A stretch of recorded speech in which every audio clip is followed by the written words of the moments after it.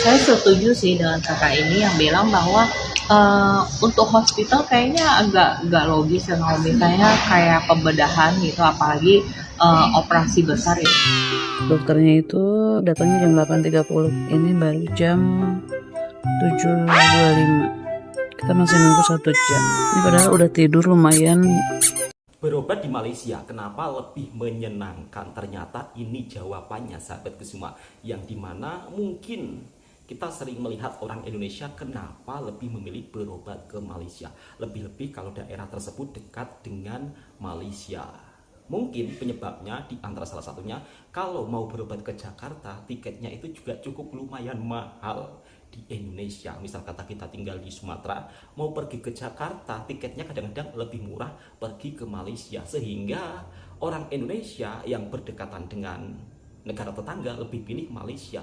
Bukan hanya yang dekat dengan negara tetangga saja, sahabatku semua, yang memilih berobat ke Malaysia, bahkan kadang-kadang orang Jakarta saja lebih suka berobat ke Malaysia. Selain itu, bonusnya bisa jalan-jalan di negara tetangga kita, Malaysia. Ya, meskipun Malaysia kadang-kadang adalah yang memberitakan seolah-olah kalau berobat di Malaysia katanya kena malpraktek lah, kena apalah. Tapi faktanya kebanyakan justru orang Indonesia tetap ramai memilih berobat ke Malaysia. Seperti apa pengalaman orang Indonesia kali pertama berobat ke Malaysia?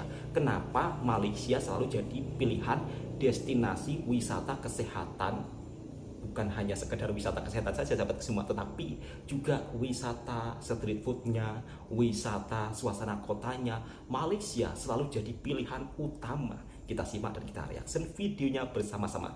Oh iya, sahabatku semua, video ini sebagai bentuk informasi yang dimana mungkin sahabat-sahabatku yang belum pernah datang ke negara tetangga bisa menyimak infonya, juga bisa melihat apa yang ada di negara tetangga. Kemudian pengalaman orang Indonesia berobat di Malaysia seperti apa? Langsung kita simak videonya. Nah, ini suasana malamnya di kota Penang atau Paneng. Apa ya? Sebenarnya Penang kalau kita Bukan sebutnya. Paneng, Mbak. Tadi pas tadi di pesawat itu bilangnya Paneng. Penang Penang atau apa? Itu kayaknya yang di atas sana itu kayaknya bukit deh, kayak gitu tuh. Ada villa-villa gitu. Di sini tetap laut ya, jadi nggak dingin hawanya. Di sini tuh sekarang jam 22, jam 10. Tapi jalanan udah sepi banget. Kalau di Bogor jam 10 masih ramai. Oh, banyak orang Bogor. Sekarang udah jam 7 pagi, tapi di sini tuh masih gelap jam 7 pagi itu. Dan kita mau OTW ke rumah sakit.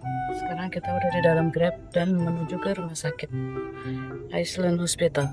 Kalian lihat di luar masih jam 7 pagi itu gelap banget masih. Dan sepagi ini kita mau daftar ya. Betul sekali, Mbak. Kalau jam 7 pagi di Malaysia itu memang Guys, itu si Mami gelap. lagi registrasi dulu. Nanti kalau misalnya udah ke dokternya kita update lagi ya. Ini si Mami udah selesai registrasi dan kita disuruh naik ke lantai 5. Lantai 5. Ini udah di lantai 5. Tapi kayaknya kita harus nyari susternya deh buat nanya-nanya gitu. Ini kita nggak tahu. Ke situ kali, coba ke situ. Cari dokternya. Jadi kita udah ke bagian nomor 1. Oh, Dokternya itu datangnya Paling jam 8.30. Ini baru jam 7.25. Kita masih nunggu 1 jam. Ini padahal udah tidur lumayan, tapi masih aja ini kurang minum kayaknya deh. Matanya masih bengkak-bengkak ini. Jadi di sini tuh kalau tindakan-tindakan ini udah memakai robot ya. Tuh. Semua tindakannya kayak gini pakai robot semua. Jadi udah lebih modern kayaknya ya. Wow. Semoga Indonesia juga udah seperti ini guys. Tapi Mami juga nggak tahu, mana tahu di Indonesia juga ada ya yang udah pakai robot. Cuman kitanya aja yang nggak tahu. pakai robot, sahabatku semua. Sekarang Mami udah selesai periksa. Tadi hasil pemeriksaan Mami alhamdulillah tidak ada yang serius apa-apa, tidak ada masalah yang gimana-gimana. Tadi udah disuntik sama dikasih obat aja. Kemungkinan jadi bisa pulang lebih cepat ya. Nah, dan kita lagi mau nunggu Grab lagi ya. Kita mau pergi yang mana, Bang? Makan dulu ya. Udah kita nunggu dulu aja di sini ya. Tapi kita power bank nggak bawa loh ini. Oh ada. Oke. Kita mau cari makan dulu. Soalnya Mami dari semalam udah puasa nggak makan. Dari jam 8 terakhir makan. Jam 8 malam dan ini udah jam 11. Artinya udah 12, 13 12, udah 15 jam nggak makan. Ini sekarang kita menuju tempat sarapan dulu. Apa namanya, Fang? Kita kemana tuh namanya? Kopitiam 7 pagi. Kopitiam 7 pagi. Kopi Dan tiam. udah siang ya. Udah jam berapa ya? Jam 12. Terus udah makan siang. Tapi menunya banyak katanya. Bisa ada pilihan sekali, yang Mbak. lainnya lagi lah. Alamatnya di jalan apa? Masih Georgetown. Oh, masih sekitaran nggak jauh dari rumah sakit lah ya berarti ya. Selepas berobat bisa Sekarang kita jalan-jalan udah cari makan. sampai di mana ini? Kopitiam 7 pagi. Tapi sepi ya karena udah siang apa ya. Ikan ada nih. Kalau Kita pagi langsung rame, pesen Mbak. ya di sini. Pesennya ini udang penang karinya serumlok serum. Banyak Bingung ya. pilihan. Roti Sampai bakar bingung kaya with butter one. Kaya with butter one. Mau apa? Ya geser lagi, putar lagi itunya. Sebelah sana. Untuk minuman terus lagi. Ini apa? Ini apa? Chicken chop. Udah ini aja nasi lemak chicken chop. Nasi lemak chicken chop. Super yummy. Teh tarik satu. Teh tarik Oh, teh tarik. Sama Hokkien mie satu. Kayak betul nasi lemak chicken chop, teh tarik, Hokkien mie. Jadi dokternya itu tadi kasih option ke Mami, apakah mau langsung operasi atau disuntik dulu. Dan kita mutusin buat disuntik aja dulu. Jadi nanti kalau misalkan masih ada keluhan, baru balik lagi untuk tindakan. Sekarang Mami belum siap ya, nanti aja deh. Yang penting tidak ada masalah yang serius aja gitu. Alhamdulillahnya begitu. Sekarang kita lagi nungguin makanannya ada lemes guys. Karena udah puasa dari jam 8 malam sampai sekarang. Oh, Tadi kita juga udah bayar taksi, nggak bisa bayar taksi karena orang taksinya nggak ada kembalian. Terus akhirnya kata dia nanti ditransfer aja. Dan kita lagi bingung sekarang gimana caranya transfer ke dia. Dan Fang lagi ngotak-atik handphonenya itu. kenapa gak minta Dia rekeningnya, masih Mbak? cari tahu gimana caranya buat transfer. Udah belum? Udah ditransfer? Dia belum reply. Hah? Dia belum reply aku. Apa nih? Ini udah datang nih. Teh tarik ya? Kayaknya enak deh. Mana sangat lagi Tarik. teh tariknya. Kita cobain juga ya, Mama. Enak, Hanya Mbak. berdua aja karena Vivi nggak ikut, dia harus upload video dulu. Oh, ini apa ini? Oh, chili. Oh, chili apa tadi? Emang ini apa? Hokkien mie. Hokkien mie. Kayak ramen. A few Hokkien moments mie. later. Pesan nasi lemak. Ini isinya ada ikan teri sama kayak di Indonesia. Oh, nasi lemak. Terus ada sambal, ada timun, telur, kerupuk, sama ada kayak stik ayam kayak gitu ya. Kami minumnya karena bawa tumbler jadi nggak pesen minum karena pengen minum air putih. Aku juga pesen roti juga, roti apa ini slice kaya kayak. Ini makanan kami. Coba. Bagaimana Mbaknya? Pertama Kerupuknya kali nggak makan ada. nasi lemak di Sama Malaysia kayak kerupuk biasa, banyaknya. selepas berobat. Lebih wangi ini dari Bagaimana rasa nasi nasi apa? lemak Nasi Malaysia? uduk. Nasi kandar ini lebih nasi kandar. Kan lebih Nasi wangi. lemak ini lebih wangi. A few minutes later. Makanan Mami udah habis semuanya. Kuah juga habis juga. Sampai licin. Wow. Tinggal sisa kuahnya aja. Merah banget itu. Tadi Mami cobain itu pedes banget deh. Apa? Sampai jontor ini. Pang lagi bayar dulu ke sana. Terus habis ini kita mau balik ke hotel dulu karena kasihan Pipi sendirian, dia belum mandi juga. Nanti setelah Pipi selesai mandi, kayaknya mereka keluar deh. Mungkin Mami diam di hotel aja atau gimana, mau istirahat ya. Lihat nanti deh gimana ya. Kita sekarang udah pesan Grab lagi menuju ke hotel. 7 menit lebih kurang. Terus harganya juga sama, 7 ringgit juga tuh harganya.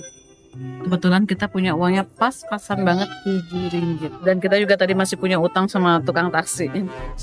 Nggak tahu gimana caranya ya. Dana kita datang ke Penang sini, terus kita punya utang. Bayangin aja.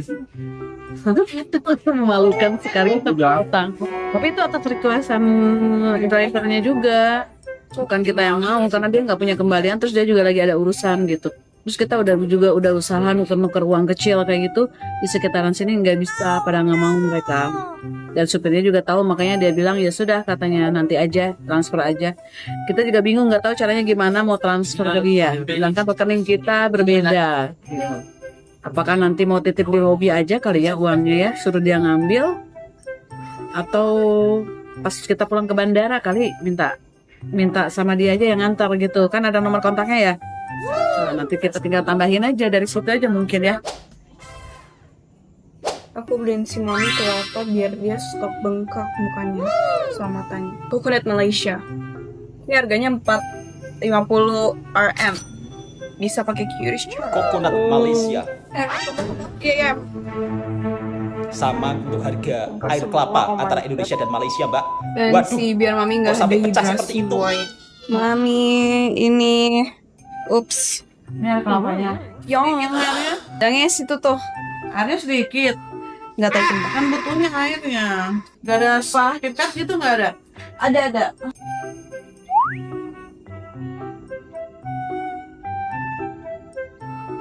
Udah, sekarang mami coba air kelapa ini, Pinang ini ya. Kita cobain gimana rasanya, sama nggak dengan di Indo ya. Air kelapa Malaysia dengan di Indonesia sama nggak Mbak kira-kira? Ada bau apa ya? Beda? Oh, di Indo tuh kan kayak manis-manis Bau gimana pandan gitu. mungkin? Ini dagingnya nih. Kalau isinya sih Biasa banyak kalau- banget, tebal banget dagingnya.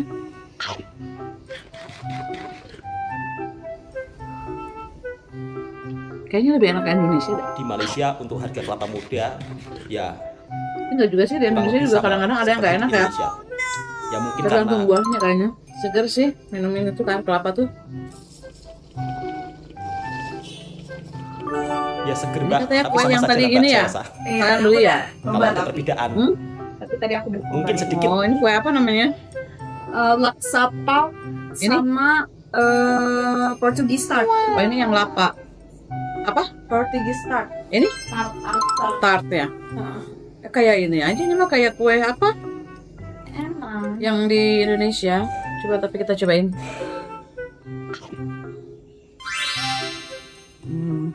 Kurang lebih sama Mbak antara Indonesia dan Kayak Malaysia soal patat, kue tas ini. susu. Iya, pakai susu itu. Pakai susu.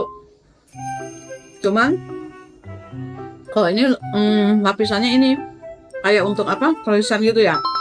Tapi ini berlayer-layer loh. Kalau di kita pakai susu itu ada. Satunya lagi apa ini? Laksa pau. Oh, ini laksa pap. Udah bekas gigitan ini. Enak yang itu. Enak ya? Enggak. Laksa puff. Jadi Pineng itu Ya. terkenal dengan laksanya sampai-sampai Banyak dibuat bumbunya kue ya. laksa juga. Enak ya? Kalian wajib coba deh kalau kesini. Banyak rempahnya kata Mbaknya. Enak. Kalian wajib coba ini. Laksa ini enak.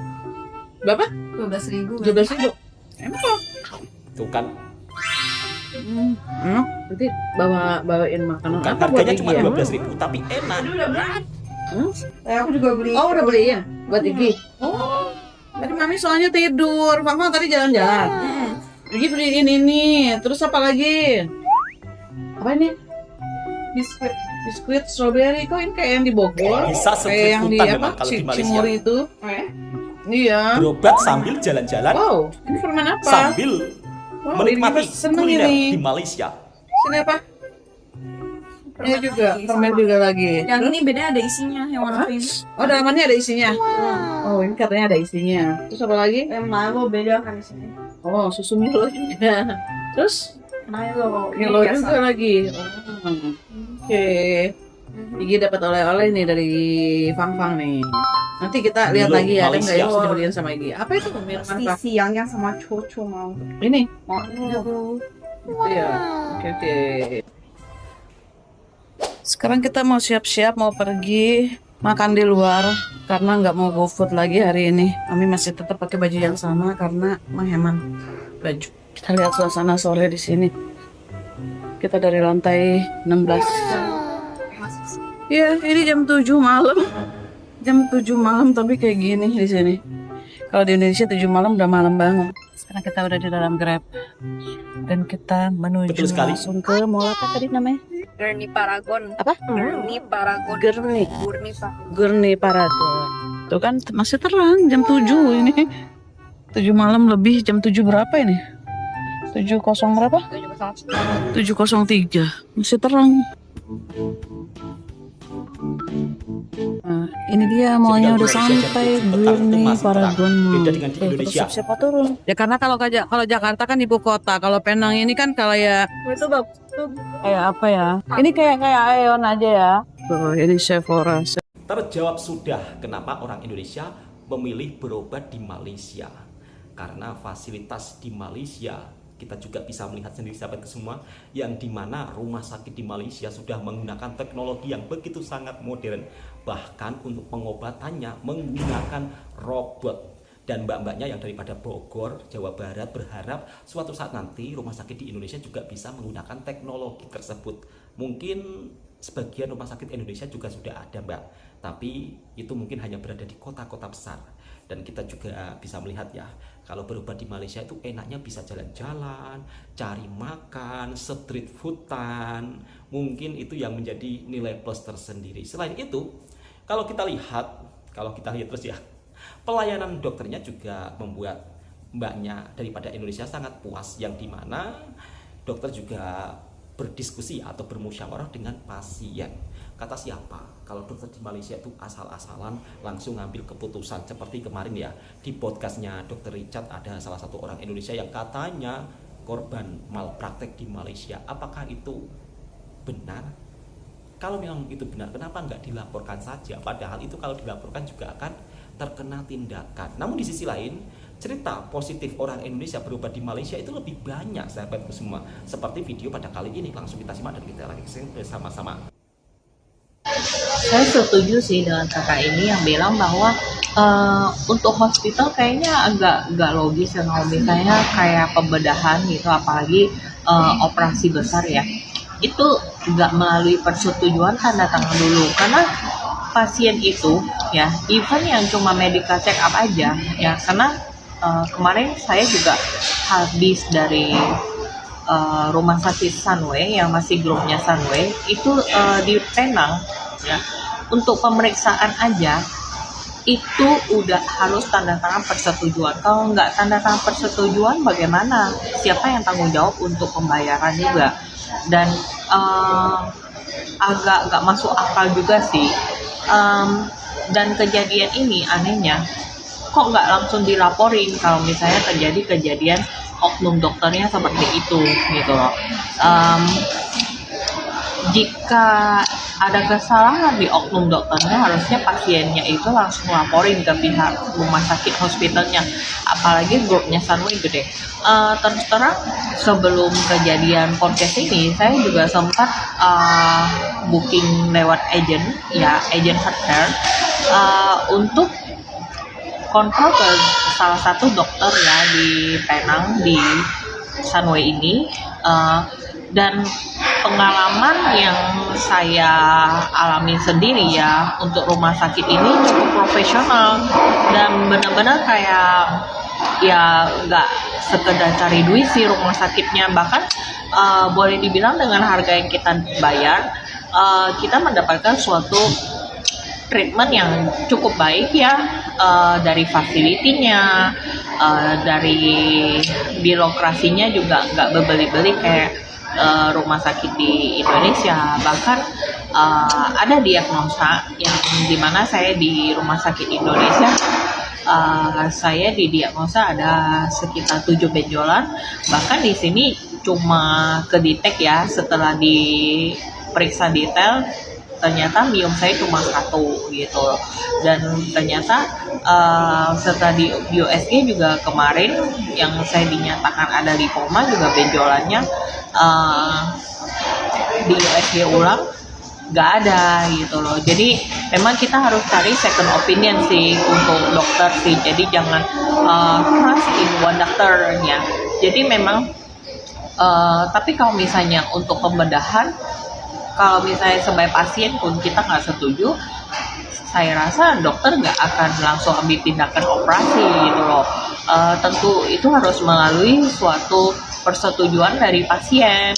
Karena kalau misalnya untuk pasien sendiri, dokter juga kan harus bertanggung jawab gitu loh untuk masalah kesehatan pasien, dan pembayarannya setelah tindakan siapa yang bayar, dari pasien kan.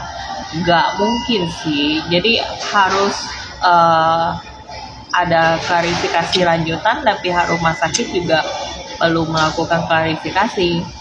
Apalagi grupnya Sunway cukup gede, dan ini merupakan salah satu rumah sakit yang top 5 lah di Malaysia. Dari pengalaman orang Indonesia ketika berobat di Malaysia, kalaulah ada oknum dokter Malaysia seperti itu, kayaknya nggak masuk akal karena tanpa melalui persetujuan dari pasien. Lalu kalau tanpa melalui persetujuan dari pasien, terus siapa yang mau bayar? Dan itu nggak masuk akal. Kadang-kadang kalau kita membuat cerita itu, kadang-kadang ceritanya yang dimana justru akan membuat malu kita sendiri, sahabat semua. Kalaulah memang pada saat berobat ke Malaysia kemudian melakukan